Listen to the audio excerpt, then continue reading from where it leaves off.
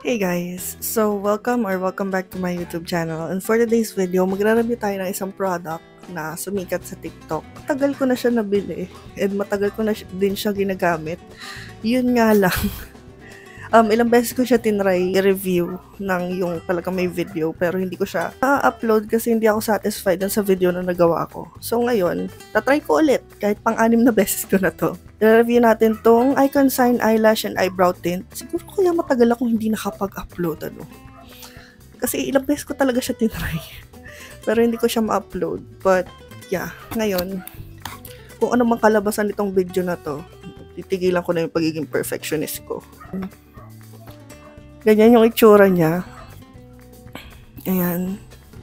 Icon Sign, Eyelash, and Eyebrow Tint. Ayun. Tapos, sa box, may mga kasama na siyang dalawang brush ng eyebrows. Ganon. May kasama na rin siyang gloves. Pero yung gloves, hindi ko na alam kung nasaan. So, pakita ko na lang sa inyo yung ibang kasama niya. Which is, itong eyelash and eyebrow tint, 7ml. In color black, yung kinuha ko. Tapos may kasama din siyang Icon Sign Developer 7ml din. So 1:1 lang naman yung portion na ilalagay natin dun sa mixture. So ngayon, wala siyang kasamang lalagyan ng mixture kaya ito na lang yung ginagamit ko. Ito yung takip lang ng pabango. Ng pabango ko dati. Tapos gusto ko din kasi detailed yung pagkakalagay ko sa kanya. Kaya ginagamitan ko siya nito. Ayan, ganyang pang brush ng kilay. Ganyan itsura. Ayan o. Ganyan.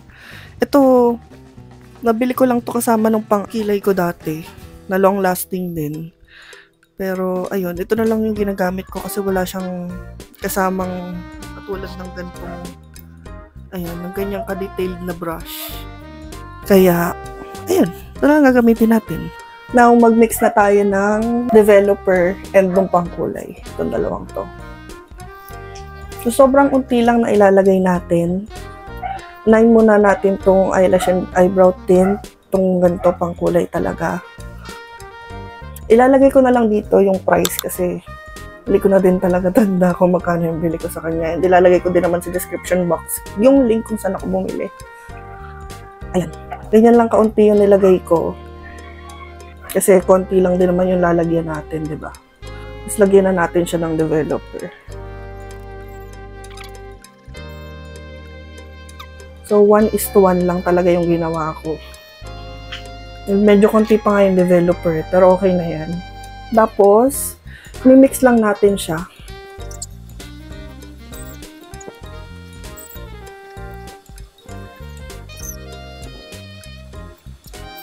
So, ayan guys. Kung makikita nyo, halos wala siya dyan. Diba? Halos wala siya kung titingnan. But, ayun, konti lang naman kasi yung a-applyan natin dito, diba? Pero dagdagan ko kaya ng konti, ano? Wag na. Kasi feeling ko marami pa rin matitira dyan. So, habang iniintay ko, kasi magda-dark to eh. Iintayin ko muna siya mag-dark ng konti. And habang ginagawa ko yon, habang nag-iintay ako mag-dark siya ng konti, maglalagay muna ako ng concealer dito para maging outline ng yon kilay ko. I think kailangan ko na talaga ng salamin pag-apply ng concealer. Well, kahit ano namang concealer yung gamitin nyo, okay naman siya. Kasi magka-apply lang din naman tayo ng eyebrow tint. So, ito lang kasi yung concealer na meron ako dito sa bahay, which is itong Maybelline na Fit Me Concealer. Ayan, ganyan.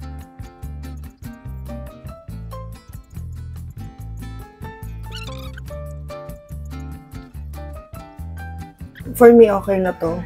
Tapos dito naman sa kabila.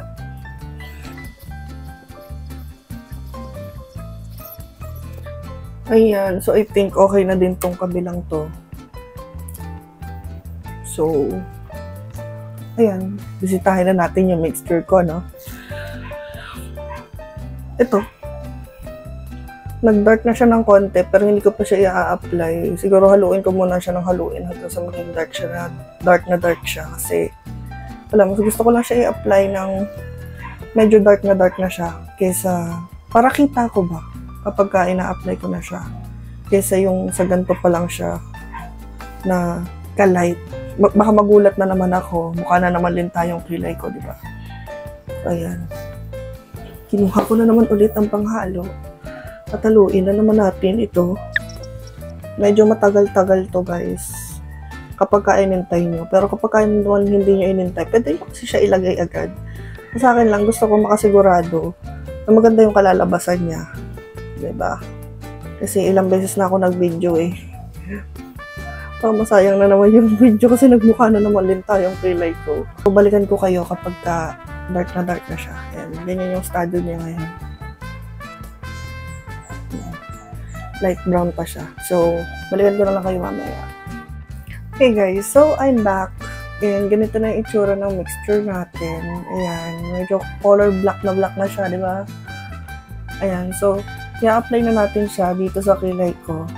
And, ayan, panoorin nyo lang ako, na-apply siya sa kilay ko.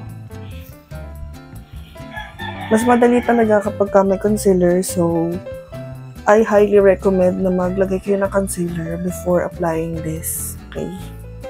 Pero kung wala naman kayong concealer, edi, laban na to. Ayan. Kumuha lang ako ng konti muna. Ayan. Ayan.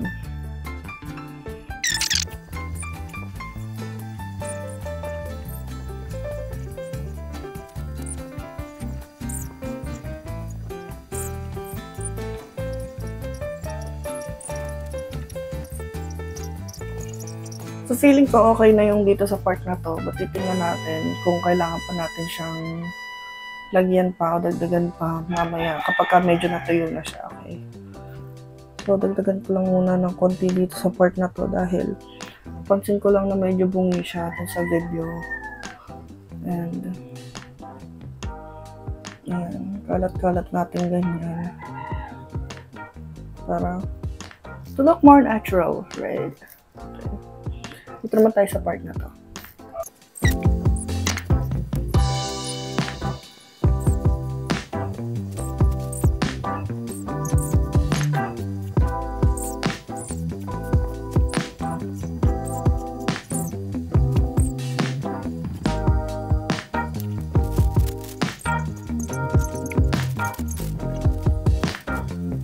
Ayan guys, yung itsura niya pagkatapos kong applyan ng product.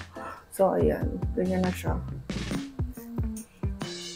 And, yung ibang parts na may mga concealer, tinanggal ko na dahil kailangan ko siya tanggalin para mabura yung ibang excess products dito sa dulo. So, ayun. Ganoon lang yung ginawa natin. Pero okay lang yan. And, papakita ko sa inyo pag natapos ko na siya o nabanlawan ko na siya. Okay.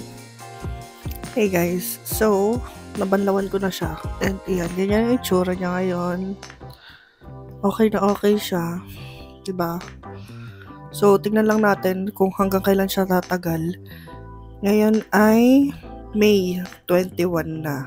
And, ngayon din gabi, magsiswimming ako.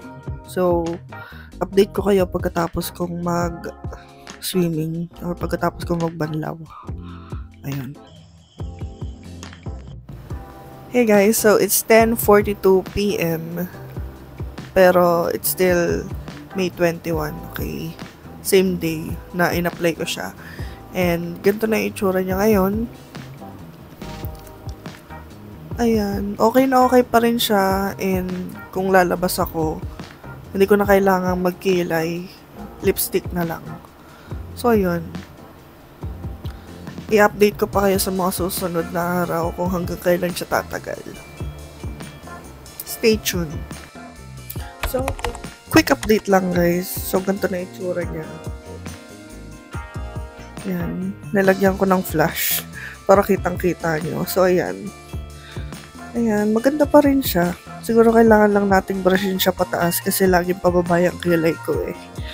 Pero, yeah, this is my second day and so far goods pa rin siya. Hey guys, so it's my third day or second day having this eyebrow tint sa kilay ko. And as you can see, okay pa rin naman siya. Medyo faded na nga lang dito sa dulo. And dito, faded na din talaga sa dulo. But, yeah, still doable. Lalabas ako ngayon. And ito na lang din yung suot ko. Nagigising ko lang actually. Hey guys, update lang. It's my second day na dito. Sa kilay ko na to. And ayan, ganyan itsura niya. So far, okay na okay pa rin siya. Ayan o. Diba, okay na okay pa rin siya. So, nandyan pa rin yung tint. And, I'm so happy kasi tumagal siya ngayon. Yeah. And feeling ko okay pa rin siya bukas. Kaya, malalaman natin kung mawawala na ba yung tint niya bukas. But, yeah, ganyan ang itsura niya ngayon. And, still doable pa rin siya. Kapag lumabas ako, hindi ko na kailangan magkilay. Lipstick na lang. And, ayan. Hey guys, so it's my 4th day and yeah, the 24th of May. Ganyan na itsura niya. Meron pa rin siyang konting tint pero nag-fade na talaga siya dun sa mga dulo.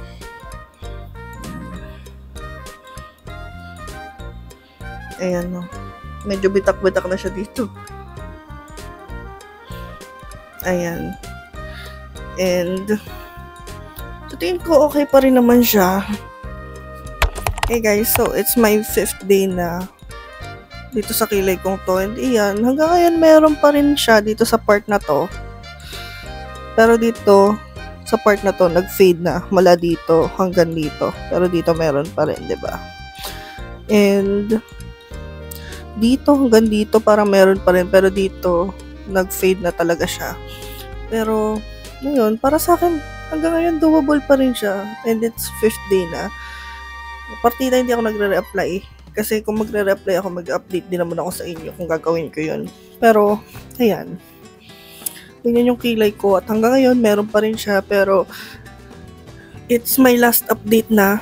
Dahil, kailangan ko nang galawin yung kilay ko sa mga susunod na araw. Dahil, pag halimbawa may lakad ako, ganyan. Feeling ko magkakaroon ako ng lakad sa Tuesday or probably sa Wednesday. Pero iyan na yan condition niya ngayon and I think that it's still doable. And ayun, last update ko na lang talaga to kasi hindi na carry. Pang 5 days lang talaga. So yan. Ayun. So thank you so much for watching this video. Please like this video if you like this video. And subscribe to my YouTube channel. Comment din kayo. Bye.